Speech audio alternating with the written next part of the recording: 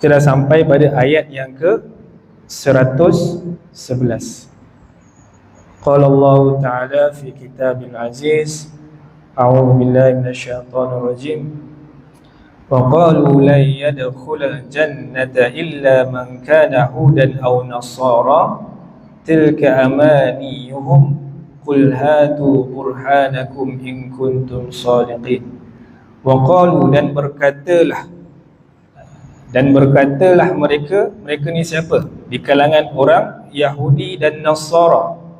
La yadkhulal jannah, la yadkhulal jannah, tidak akan masuk. Mereka beritahu, mereka mendakwa tidak akan masuk syurga illa man kana huda, melainkan dia adalah orang Yahudi.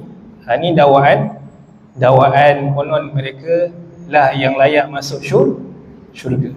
Au Nasara, orang Nasara pun cakap begitu. La yadkhulal jannah illa melainkan hanya mereka. Kemudian dijawab oleh Allah Subhanahu wa taala, tilka amaniyuhum, itulah angan-angan mereka. Mereka hanya mendakwa kononnya layak masuk syurga, sedangkan itu hanyalah angan-angan saja. Qalu, dan qul, katakanlah wahai Muhammad, hatu burhanakum in kuntum shadiqin. Katakanlah wahai Muhammad, datangkanlah oleh kamu wahai Yahudi dan Nasara burhanakum, bukti-bukti yang menyatakan kamu ni ahli syurga, bakal ahli syurga. In kuntum shadiqin, sekiranya engkau ni betul, sekiranya engkau ni benar. Apa tafsirannya, apa huraiannya? Qala musannifu rahimallahu taala wa nafa'ana bihi wa bi ulumihi fid dharaini amin. Berkata mereka itu, tiadalah yang masuk ke dalam syurga melainkan orang Yahudi dan Nasrani. Demikian itu ialah angan-angan mereka.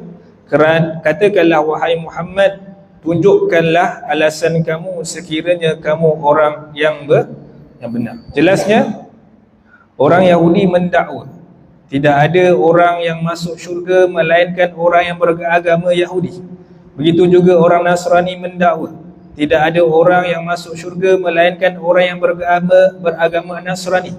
Semua mereka itu mengangan-angankan perkara yang batil, salah, kerana Tuhan telah menyuruh tanyakan kebenaran hujah-hujah mereka dengan firman-Nya yang berbunyi, qul hatu burhanakum in kuntum shadiqin. Katakanlah ya Muhammad, tunjukkanlah alasan kamu sekiranya kamu orang-orang yang benar.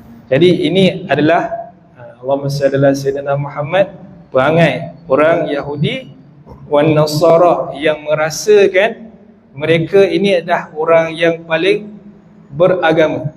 Sebab apa? Mereka merasakan di kalangan orang Bani Israel, Allah Ta'ala utuskan Nabi Musa AS dengan kitab Taurah. Dengan kitab Taurah itu mereka ada hak, ataupun mereka merasakan agama ini adalah agama mereka, kerana mukjizat-mukjizat yang nyata terpampang di kepala mereka, mereka nampak. Seperti mana terbelahnya lautan merah itu di hadapan mata mereka. Seperti mana manna wal salwa yang dulu kita cerita, manna wal salwa turun daripada langit di hadapan mata kepala mereka. Begitulah juga dengan kaum Nasara, diutuskan Nabi Isa AS dan diturunkan juga sapa kan, hidangan terakhir tu daripada langit turun ke bumi. Mereka menyangkakan mereka lah layak memasuki syurga dengan apa yang mereka ada, sedangkan dalam masa yang sama Bani Israel di kalangan Yahudi, mereka lah yang membuat kerosakan di atas muka bumi Allah Subhanahu wa taala dan merosakkan akan agama Allah Subhanahu wa taala. Kemudian mereka mendakwa mereka lah yang paling layak memasuki akan syurga Allah Subhanahu wa taala. Mana buktinya? Mana mungkin boleh mereka layak ke dalam syurga sedangkan mereka ingkar akan apa yang Allah Ta'ala turunkan iaitu Al-Quranul Karim, untuk beriman kepadanya dan juga beriman kepada Nabi Muhammad sallallahu alaihi wasallam yang dahulunya mereka mencari-cari, menanti-nanti bila sampainya diutuskan Nabi sallallahu alaihi wasallam mereka mendustakan. Kemudian nak claim apa? Syurga itu milik mereka. Kemudian Allah Subhanahu wa taala sambung, bala man aslama wajhahu lillahi wa huwa muhsin falahu ajruhu 'inda rabbih wala khaufun 'alaihim wala hum yahzanun. Bala, bahkan Allah Taala sangkat, bahkan man aslama wajhahu lillahi, mereka siapa? Man, barang siapa aslama, yang menyerah diri, aslama wajhahu lillah, yang menyerahkan akan dirinya lillah, untuk Allah, iaitu apa? Islam. Mereka yang menyerahkan dirinya zahir dan batin kepada Allah Subhanahu wa taala, wa huwa muhsin, dalam keadaan mereka melakukan kebaikan, falahu ajruhu inda rabbih, maka baginya mereka yang menyerah diri itu ajruhu, pahala amalannya itu inda rabbih, adalah di sisi Tuhannya, wala khaufun alaihim wala hum yahzanun, dan tidak khaufun, mereka tidak merasakan gerun, mereka tidak merasakan bimbang, wala hum yahzanun, dan berduka cita. Ini dua sifat ini tuan-tuan adalah sifat para awliya illah, para kekasih-kekasih Allah. Siapa kekasih Allah? Semua layak menjadi kekasih Allah. Termasuklah kita, Allah Ta'ala buka akan makam waliullah ini kepada seluruh umat manusia yang menyerahkan diri kita kepada Allah Subhanahu wa taala. Ala awliya illah, ketahuilah bahawasanya awliya illah, kekasih-kekasih Allah, la khaufun, mereka tidak, la khaufun alaihim wala hum yahzanun, mereka tidak ada rasa bimbang dan duka cita di mana sahaja mereka berada. Itulah yang dikatakan jannatul muajjalah, syurga yang disegerakan di dunia. Apa sifat syurga tuan-tuan? Sifat syurga apa? Kita masuk syurga, kita dapat apa? Syurga yang dijanjikan di sana, kita dapat nikmat. Di dalam syurga itu ada apa? Ada tak kebimbangan? Tak ada. Ada tak kesedihan? Tak ada.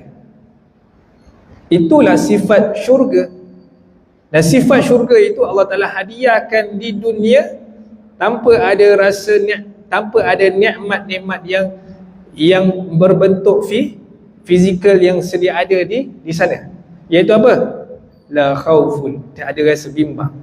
Dekat dunia ni kita ada masalah ke, kita tak ada masalah ke, kita suka ke, kita duka ke, kita tak ada rasa bimbang. Itulah ketenangan, itulah syurga. Dan kita tak ada rasa duka cita.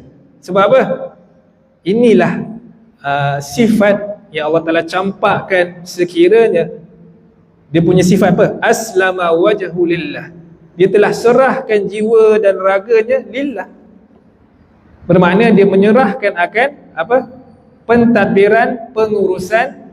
Wa kafa billahi syahida, wa kafa billahi wa kafa billah, cukuplah Allah Subhanahu wa taala, hasbiyallahu wa ni'mal wakil, cukuplah Allah Subhanahu wa taala sebagai wakil untuk menyempurnakan kehidupan kita. Maka kita ada rasa bimbang tak? Kita takkan ada rasa bimbang sebab kita berpaut kepada tali Allah yang paling kuat sekali, berbanding kita berpaut dengan diri kita sendiri. Ya Hayyu ya Qayyum bi rahmatika astaghith wa min 'adabika astajir, aslih li sya'ni kullah wa la takilni ila nafsi tarfata 'aini. Janganlah serahkan diriku kepada diriku. Maksudnya kita jangan berikan bergantung pada diri, bahkan kita bergantung kepada Allah Subhanahu wa taala. Kita, Nabi SAW ajar doa, janganlah engkau menyerahkan akan urusanku kepada diriku, tapi kita kembalikan kepada Allah Subhanahu wa taala yang menguruskan dan yang memberikan petunjuk. Berkata tuan penulis, ya, barang siapa yang telah Islam menyerahkan mukanya kepada Allah. Kenapa muka? Kenapa disebutkan wajah? Kan? Kat situ sebut man aslama wajahu lillah. Barang siapa yang menyerahkan, kalau diterjemahkan dirinya, ataupun diterjemahkan kat sini dirinya. Kalau dari sudut bahasa Arab tu dia menggunakan wajah. Wajah kita, wajah. Man aslama wajahu lillah. Dirinya untuk, wajahnya untuk Allah Subhanahu wa taala, dan ia berbuat kebajikan, maka ia mendapat pahala daripada Tuhannya, tiada ia takut dan tiada pula berduka cita. Huraiannya, Allah Subhanahu wa taala menyatakan orang yang bakal masuk ke dalam syurga itulah ialah orang-orang yang telah menyerah kepada Allah, iaitu orang Islam namanya.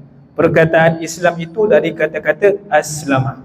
Aslama yuslimu, aslama yuslimu islaman fahuwa muslim. Aslama artinya menyerahkan. Jadi Islam ini sempurna, kan? Islam adalah sempurna. Yang tidak sempurna Islam ini adalah milik Allah Subhanahu wa taala. Maka apa saja yang datang daripada Allah Subhanahu wa taala pasti sempurna, wajib sempurna, kan? Jadi kesempurnaan ini dizahirkan apa? Oleh siapa? Oleh orang yang menganut agama Islam, betul? Muslim. Jadi sifat Muslim itu adalah orang yang menganut ataupun orang yang beramalkan dengan agama yang sempurna. Bermakna agama itu sempurna, Muslim itu orang yang menganut itulah yang tidak sempurna. Kita ni sempurna ke tak? Tak. Manusia tidak sempurna. Jadi manusia yang tidak sempurna itu dia kita menyempurnakan kekurangan kita dengan benda yang telah sempurna, iaitu Islam. Sebab itu Islam tidak boleh melihat orangnya. Kita tidak boleh menilai Islam itu dengan Muslim. Kita tidak boleh menilai Islam itu dengan orang yang menganut Islam, sebab orang itu tidak sempurna. Yang sempurna adalah agama. Maka kita perlu mengkaji apa? Agama. Kita perlu sebab itu kita menyempurnakan kajian ataupun pendalaman ilmu dengan Al-Quran was sunnah. Sebab itulah yang sempurna, yang akan menyempurnakan Muslim yang tidak sempurna itu. Bila kita lihat kepada Muslim, maka kita akan nampak ketidaksempurnaan Islam itu. Sebab apa? Sebab Muslim itu tidak sempurna, manusia itu tidak sempurna. Maka dekat situlah juga kita kena lihat ataupun kita kena letakkan diri kita. Kita ni tidak sempurna, tuan-tuan. Semua kita tidak sempurna dan kita banyak kekurangan, banyak kedhaifan, banyak kehinaan. Maka kita mengharapkan akan kesempurnaan Allah Subhanahu wa taala melalui wasilah baginda Nabi Muhammad sallallahu alaihi wasallam dan para guru-guru yang sampai kepada baginda Nabi Muhammad sallallahu alaihi wasallam untuk menyempurnakan kekurangan kita, kedhaifan kita, amal ikhlas kita itu semua tidak sempurna. Kita nak menyempurnakan itu sebelum kita sampai menuju ke akhir tamat riwayat kita. Mudah-mudahan Allah Subhanahu wa taala mudahkan perjalanan kita menuju ke hadirat Allah Subhanahu wa taala. Amin ya rabbal alamin. Orang Islam artinya orang yang telah berserah diri kepada Allah. Islam pada istilah ialah tunduk dan patuh kepada syariat yang dibawa oleh junjungan kita Nabi Muhammad sallallahu alaihi wasallam. Agama Islam pada istilah ialah segala peraturan dan undang-undang yang dikanunkan melalui lisan Nabi Muhammad sallallahu alaihi wasallam yang merupakan sunnatul mutahharah, sunnah yang bersih, perjalanan yang bersih, dan Al-Quran, iaitu Quran dan hadis Nabi yang tersimpul di dalamnya hukum-hukum Islam yang 5. 2 merupakan suruhan, iaitu wajib, sunat, suruhan kan. 2 merupakan tegahan, iaitu haram, makruh. Dan 1 perkara harus, iaitu mubah. Kat sini tuan-tuan, dekat ayat tu, bala man aslama wajhahu lillahi, itu kita mengucapkan 2 kalimah syahadah, asyhadu an la ilaha illallah wa asyhadu anna muhammadar rasulullah. Kemudian ada diteruskan wa huwa muhsin, dalam keadaan dia berbuat baik. Wa huwa muhsin itu adalah isyarat kepada ittiba' rasul, mengikuti akan baginda Nabi Muhammad sallallahu alaihi wasallam. Maka barulah sempurna penyerahannya kepada Allah Subhanahu wa taala. Mereka itulah yang layak masuk syurga, bukan Yahudi Nasara yang mereka mendakwa kamilah yang layak jadi ahli syurga, sedangkan mereka tidak menyerahkan. Mereka hanya kononnya menyerah diri kepada Allah Subhanahu wa taala, tetapi tidak ittiba', tidak mengikuti akan baginda Nabi Muhammad SAW. Maka mereka tidak layak, bahkan hanya tilka amaniyuhum, angan-angan mereka saja. Pada ayat di atas Allah Subhanahu wa taala menyatakan bala man aslama wajhahu, barang siapa menyerahkan mukanya kepada Allah, yakni Allah menggunakan perkataan wajahahu. Dan dalam Al-Quran pun mengisyaratkan wajhullah kan, tapi tak adalah kita menterjemahkan wajah Allah, kita menterjemahkan zat Allah. Allah menggunakan perkataan wajahu supaya difikirkan, bukanlah Allah Subhanahu wa taala itu memiliki wajah, bukan begitu. Laisa kamitslihi syai'un, Allah taala tidak serupa dengan segala sesuatu. Supaya difikirkan apakah tujuannya, kenapa Allah taala sebut wajah, kenapa tak sebut diri, nafsi. Wajah atau muka adalah anggota tubuh yang paling utama dan berharga bagi anak Adam. Betul tak tuan-tuan? Wajah kita, hari-hari kita tengok cermin tak? Kita tengok tak? Dahi kita, mata kita, telinga kita, hidung kita cantik. Kita dah ada kecantikan ni, barulah kita confident, betul? Barulah kita rasa selesa. Kerana muka, mana tadi? Wajah atau muka adalah anggota tubuh yang paling utama dan berharga bagi anak Adam, yang sangat perlu dijaga dan dipelihara.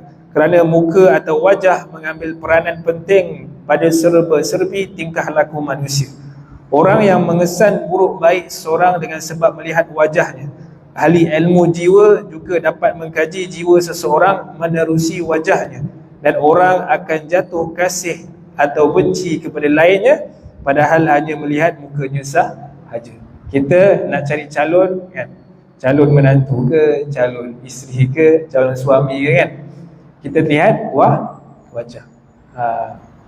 Dan dengan wajah ini, adakah kita mengenali seseorang tuan-tuan? Kita mengenali kawan kita, adakah kita tengok tangan dia, oh ni Muhammad, kita tengok perut ini Ahmad, tak? Kita tengok apa? Wajah. Sebab itulah memperkenalkan akan dirinya. Begitu. Jelaslah sudah bahawa muka adalah anggota lahir yang utama, sebagaimana hati adalah anggota batin yang utama. Jadi wajah jasadiah kita, wajah jasad kita adalah muka kan. Wajah roh kita adalah di qalbi, hati. Hati itulah wajah. Sebab apa wajah? Itu adalah tempat tilikan Allah Subhanahu wa taala. Hati kita adalah tempat tilik Allah Subhanahu wa taala. Sama ada dalam hati kita ni ada dia ke tidak?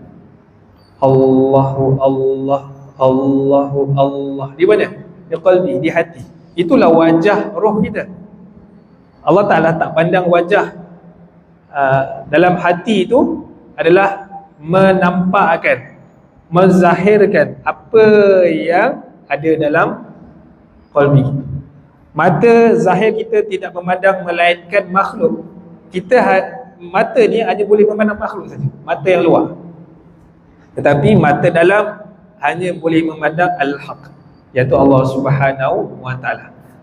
Adakah pandangan zahir yang kita nampak ini sama dengan pandangan dalam? Sama tak tuan-tuan? Tak sama. Kita pandang, tuan-tuan pandang cahaya, pandang matahari, pandang bulan. Sama tak pandangan mata hati kita memandang dia? Macam mana nak pandang? Macam mana nak pandang menggunakan mata hati? Itu soalan dia. Secara mudahnya senang je. Kita mata pemandang, contoh pandang apa? Pandang kipas. Okey. Tuan-tuan, kita tutup mata. Cuba tutup mata. Kita bayangkan apa? Halaman rumah kita. Nampak tak?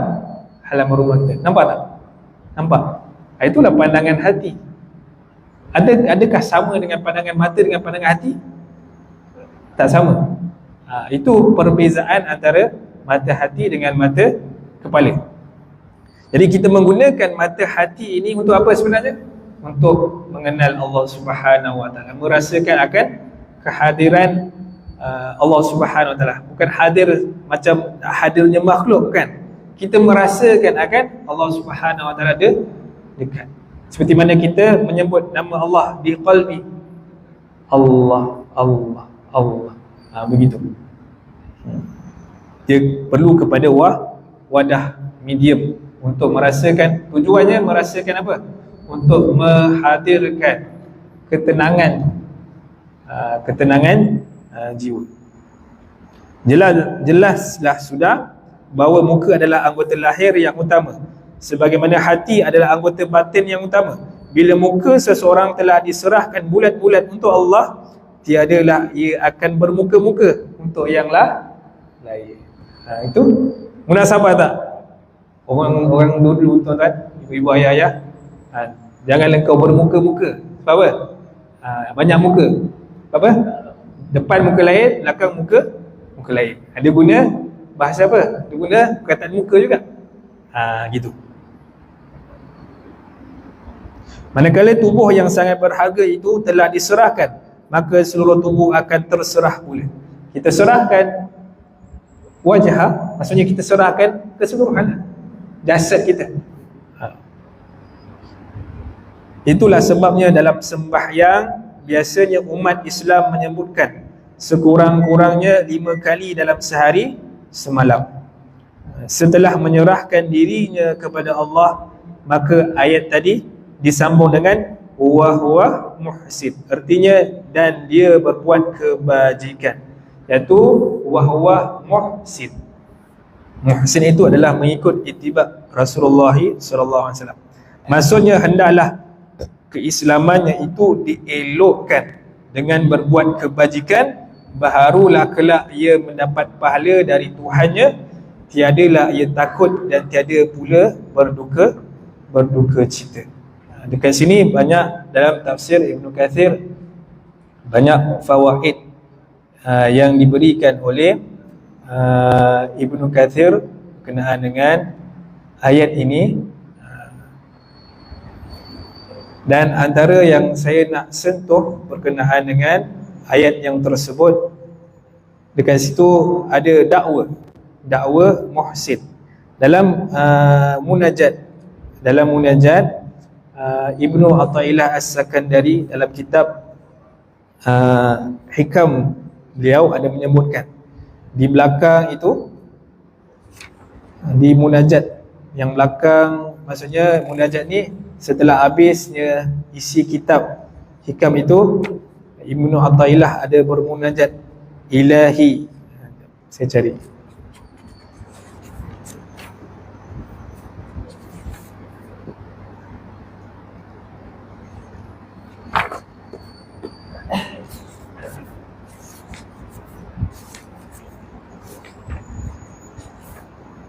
Allahumma salli wa sallim ala sayyidina Muhammadin wa ala alihi wasallam.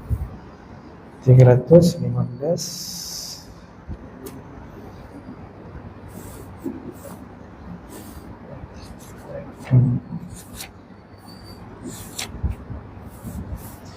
Kan kita lihat ayat yang mana tadi?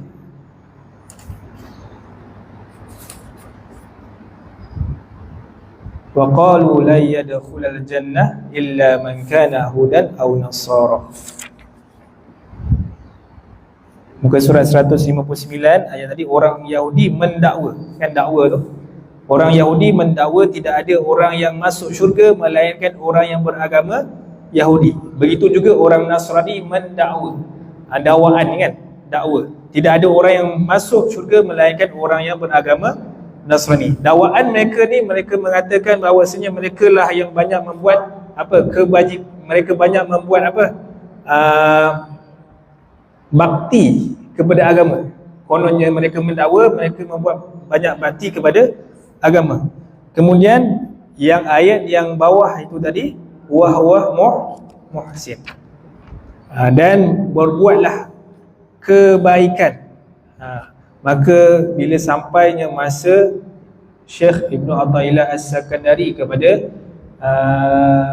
munajatnya kepada Allah Subhanahu wa taala, beliau menyebutkan ilahi, wahai Tuhanku. Bukan kita dalam Al-Quran dia menyebutkan yang tertera itu adalah orang Yahudi wan Nasara. Mereka memang dah betul-betul begitulah. Dah betul-betul apa? Memang kufur kepada Allah Subhanahu wa taala. Macam mana kita nak reflect kepada diri kita? Adakah kita terlepas daripada dakwaan? Kita merasakan kita lah orang yang paling berbanyak berbakti kepada agama Allah Subhanahu wa taala. Kita banyak berkorban kepada agama Allah Subhanahu wa taala. Kita dah buat macam-macam kepada agama Allah Subhanahu wa taala. Adakah kebaktian itu diterima oleh Allah Subhanahu wa taala? Seperti mana orang-orang Yahudi wan Nasara ni, mereka rasa mereka dah berbakti kepada agama Allah Subhanahu wa taala, sedangkan mereka banyak membuat kerosakan dalam keadaan mereka tidak ada yang tahu, ada yang tidak tahu. Maka lahirlah satu kalimah, ilahi, wahai Tuhanku, man kanat mahasinuhu masawiya fa kaifa la takunu masawi wa man kana haqa'iquhu da'awiya fa kaifa la takunu da'awihi da'awi. Wahai Tuhanku, man kanat mahasinuhu, seseorang yang dalam semua kebaikannya masih banyak kekurangan. Ya Tuhanku, man kanat mahasinuhu, orang yang banyak membuat apa? Kebaikan. Hasin kat situ kan? Kat situ wahwa muhsin, wahwa muhsinun. Mereka yang banyak membuat taat, banyak membaca Al-Quran, banyak buat kebaikan kepada agama Allah Subhanahu wa taala, kan? Rupa-rupanya masawiyah, banyak kekurangan. Dalam taat kita ada tak riak? Cek balik. Dalam taat kita ada tak ujub? Cek balik. Dalam taat kita ada tak maksud-maksud yang lain selain daripada Allah Subhanahu wa taala? Ada tak ada? Kita cek. Kita kena rasakan setiap amalan kita itu tilikan Allah Subhanahu wa taala. Adakah sempurna? Kita tak sempurna, tak. Maka kita kena rasakan mahasinuhu masawi. Bila ada riak, ada ujub, ada takabur, ada masih wallah selain daripada Allah Subhanahu wa taala menjadi matlamat, maka itu adalah apa? Maksiat. Betul tak? Adakah riak itu muhsin? Tak. Adakah ujub itu muhsin? Tak. Dia maksiat. Maka terkeluarlah daripada munajat, fa kaifa la takunu masawi. Bagaimana mungkin maksiat itu boleh jadi muhsin? Itu adalah maksiat. Maka itu menunjukkan apa? Kita merasakan, ya Allah, aku banyak buat kebaikan tetapi banyak kekurangan. Kemudian waman kanat haqa'iquhu da'awi fa kaifa la takunu da'awihi da'awi. Maka bagaimana tidak akan menjadi kesalahan-kesalahan itu sebagai dosa. Kita rasa kita dah baca Quran, kita dah semayang, kita dah zikir, kita rasa dah buat baik tu. Padahal dalam tu ada khataran, ada kekotoran. Mana mungkin boleh jadi pahala, rupanya dosa. Kemudian, dan orang yang semua ilmu dan pengertiannya itu hanya pengakuan belaka. dakwa sahaja, maka bagaimana tidak akan menjadi semua pengakuannya kepalsuan belaka. Faman kanat haqa'iquhu da'awiyah, dan barang siapa yang membuat kebaktian, rasa dia dah buat bakti kepada agama kan, dia dah wakaf itu, dah buat sedekah, dah buat bermacam-macam ini, rupanya dalam benda itu dia nak mendakwa, dia rasa aku dah buat akan untuk agama Allah Subhanahu Wa Taala. Seperti mana orang yang syahid di Allah Subhanahu Wa Taala kan, dia keluar jihad fi sabilillah, tujuannya untuk mendapat apa? Untuk mendapat title syahid. Bila sampai dekat sana, apa yang kau, Allah Ta'ala tanya, apa yang kau telah buat kepada sepanjang hidup kau? Aku telah berjuang jiwa dan raga aku, dan aku telah serahkan jasad dan darahku untuk agama Allah Subhanahu Wa Taala. Apa jawab Allah Subhanahu Wa Taala? Kazabta, kau dusta. Adakah kita nak sampai tahap itu? Wa na'udzubillah. Rupanya dusta itulah dakwa. Itu yang kita takut. Wa man kanat haqa'iquhu da'awiyah fa kaifa la takunu da'awi. Bagaimana mungkin benda yang sebenarnya didakwa boleh claim? Kononnya dia nak claim dengan Allah Ta'ala, dia dah serahkan korbankan diri dia untuk agama Allah. Dia nak claim ni, nak dakwa, tapi Allah Ta'ala jawab apa? Kazabta. Apa nak jawab? Maka benda yang dia buat itu hanya sekadar dakwah. Wa na'udzubillah, mudah-mudahan Allah Subhanahu Wa Ta'ala jaga kita, pelihara kita daripada melakukan amalan lillahi ta'ala, dan kita berjuang, kita korbankan jiwa dan raga itu untuk agama Allah Subhanahu Wa Taala. Kemudian Allah Taala terima. Itu semua kembali kepada mana tuan-tuan? La haula wala quwata illa billah. Tiada daya kita nak menahan maksiat, tiada kekuatan kita nak mendirikan taat illa billah, melainkan dengan madad, bantuan Allah Subhanahu Wa Taala. Kita ni tak ada apa-apa. Kita ni tak ada kekuatan, kita bergantunglah kepada yang maha memberikan kekuatan, iaitu Allah Subhanahu Wa Taala. Sebab itu kita masuk syurga dengan rahmat Allah Subhanahu Wa Taala. Kita bukan masuk syurga dengan amalan kita, kesolehan kita, kewarakan kita, tidak layak. Bahkan semua kita masuk syurga dengan rahmat Allah Subhanahu Wa Taala. Ada satu ahli abid pada zaman Bani Israel, dia telah duduk di dalam satu pulau selama 70 tahun beribadah kepada Allah Subhanahu Wa Taala.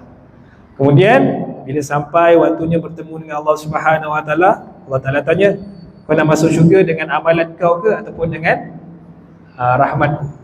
Maka dia kata dengan confident, dia rasakan 70 tahun dekat menyendiri, beruzlah dengan Allah Subhanahu Wa Taala tanpa buat apa sekalipun, hanya beribadah kepada Allah Subhanahu Wa Taala. Baik. Lepas tu Allah Ta'ala timbang sebelah satu nikmat, iaitu nikmat mata yang sebelah itu, nak dibandingkan dengan amalan dia 70 tahun itu, tak cukup. Hanya sebelah mata itu pun tak cukup nak menampung amalan 70 tahun itu. Bagaimana mata yang sebelah pula, yang lain, nikmat-nikmat yang lain? Maka tidak layak untuk kita nak bandingkan anugerah Allah Subhanahu Wa Taala dengan kerja buat kita, ibadah kita kepada Allah Subhanahu Wa Taala. Contoh lain apa, tuan-tuan? Iblis Azazil telah beribadah kepada Allah Subhanahu Wa Taala daripada sekecil-kecil makam sampailah sebesar-besar makam. Berapa tahun? Wallahu alam. Akhirnya ke mana, tuan-tuan? Dihalau oleh Allah Subhanahu Wa Taala disebabkan sifat apa? Sifat ana khairu min, aku lebih baik daripada Adam alaihi salam. Sebab apa? Sifat apa? Sifat bangga. Dia bergantung, dia berpegang kepada diri dia lebih baik daripada orang lain. Sedangkan kita kena rendah diri seperti mana Nabi Adam alaihi salam, Rabbana zalamna anfusana, ya Allah, wahai Tuhanku, zalamna anfusana, aku telah menzalimi akan diriku. Disebabkan apa? Kelalaian, ghaflah akan hawa dan mengikut akan hawa nafsu. Kemudian Allahumma salli ala sayyidina Muhammad, wa qalatil yahudu laysatil nasara ala syai' wa qalatil nasara laysatil yahudu ala syai' wa hum yatluna alkitab kadzalika qala alladhina la ya'lamuna mithla qawlihim fallahu yahkumu bainahum yawmal qiyamah fima kanu fihi yakhtalifun.